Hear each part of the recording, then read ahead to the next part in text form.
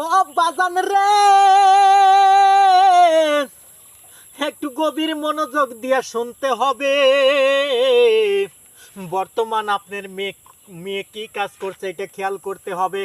ও মা, দর্শক আজও আবার জান আলম ভাইয়ের কাছে এসেছি, দেখি জান আলম ভাই কি করছে। আসসালামু আলাইকুম ভাই, ওয়ালাইকুম আসসালাম। কেমন আছেন?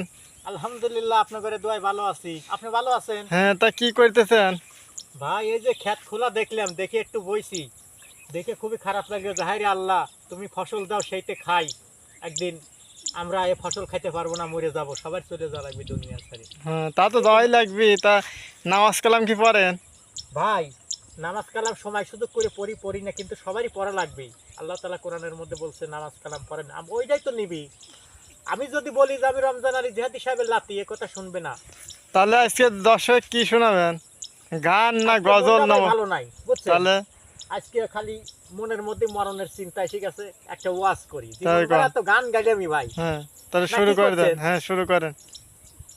বর্তমান যে অবস্থা ভাই, কি ওয়াজ শুনবেন? এই যে বর্তমান ডিজিটাল ওয়াজ শুনবেন। হ্যাঁ, ডিজিটাল ওয়াজি করেন। ও বাজান রে, একটু গভীর মনোযোগ দিয়া শুনতে হবে। বর্তমান আপনার মেয়ে মেয়ে কি কাজ করছে এটা খেয়াল করতে হবে। ও মা, তোমার অনেক দায়িত্ব আছে এই পৃথিবীতে। তুমি মেয়ে জন্ম দিয়েছো, ওই মেয়েকে তোমার ঠিক করে লালন পালন করতে হবে, ওই মেয়েকে সঠিক শিক্ষা দিতে হবে, ওই মেয়েকে পর্দারশালী করতে হবে, তবেই তুমি বেহেশতের নসিবের টিকিট পাইবা।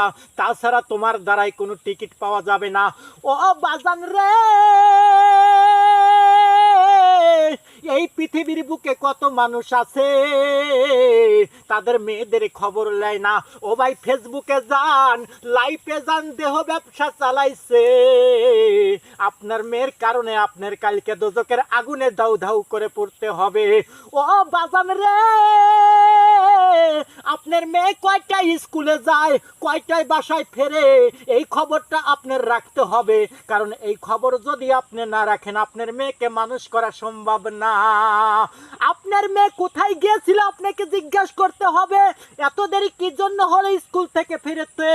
আমি ঘরের ভিতর কি কাজ করতেছো? মোবাইল এত টেপো কি জন্য? মোবাইলে এখন কি দেখতেছো?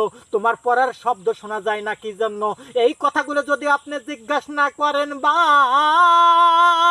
আপনার মেয়েকে মানুষ করা সম্ভব না। আপনার মেয়ে কিন্তু পরিমণি হয়ে যাবে, আপনার মেয়ে কিন্তু নষ্ট হয়ে যাবে। ও মায়া, কোনো সময় আছে, আপনার মেয়েকে সঠিক শিক্ষা দেন, আপনার মেয়েকে নামাজ পড়তে বলেন। কারণ নামাজ পড়লে আমার আল্লাহ বলছেন, নামাজ পড়লে তার স্বর্গ অঙ্গ পরিষ্কার থাকে, আর তখন দেলের পিঠ থেকে ভালো কথা আসে মা। তাছাড়া তো সম্ভব না আপনার মেয়েকে মানুষ করা। ওরা পায়ে পরে হাই হিল করে, খালি কিল কিল, ঠোঁটে লাগায় লটকে পিছিলের আমারে শীষ টানা না না না, আমার কোন জায়গায় কি লাগাইলাম তোমরা ছায়া দেখলা না। বর্তমানের অবস্থা কি দেখেছেন ভাই? হাতে পরে মোজা, পায়ে লাগায় মোজা, মাথায় ঘুমটা দিয়ে বোরকা দিয়ে লাখ মুখ ডেকে চলে যায়, কিন্তু মোবাইল কানের ভিতর দিয়ে কথা বলতে বলতে যায়, মজনু তুমি আমার সাথে দেখা করবা। মজনু আশাতে বসে থাকে, লাইলির যাওয়া দেরি হয়ে গেলে মজনু বলে ভিডিও ফোটাচ্ছেই তো, তোমাকে দেখা যায় তো, ভিডিও করে করে ছেড়ে দিচ্ছে। আপনার মেয়ে কি কাজ করতেছে, এই জন্য কিন্তু আপনার হিসাব দিতে হবে। আমি চাই না মা আপনার মেয়ে পরিমণি হইক, আমি চাই না আপনার মেয়ে একটি নষ্ট মেয়ে হইক। আপনার জন্য হাদিসে প্রমাণ করা আছে, যদি মা যদি ভালো হয়, সন্তান ভালো হবে, তবেই তবেই পুরস্কার আপনি জান্নাতি মহিলাদের সর্দারিনী হবেন। ও বাজান রে, আমার জন্য দোয়া করবেন, আমি যেন সুন্দর সুন্দর ওয়াজ আপনাদের শোনাইতে পারি। ও বোন, তোমার ভালোর জন্য তোমাকে বলেছি, তুমি রাগ করো না, আমাকে কোনো অভিশাপ দিবা না, আমি যা বলেছি তোমাদের ভালোর জন্যই বলেছি। ও বোন রে, তোমার বিশ্ববিদ্যালয়ে পড়ার দরকার নাই, ডাক্তার পাশ করার দরকার নাই, তোমার পাশ করতে হবে কাল কিয়ামতের ময়দানে। তুমি কি জবাব দিবে?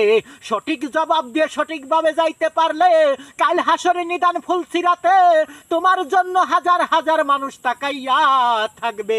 তোমার বংশরে দিছি, আমি আর ওয়াজ করতে পারবো না রে ভাই।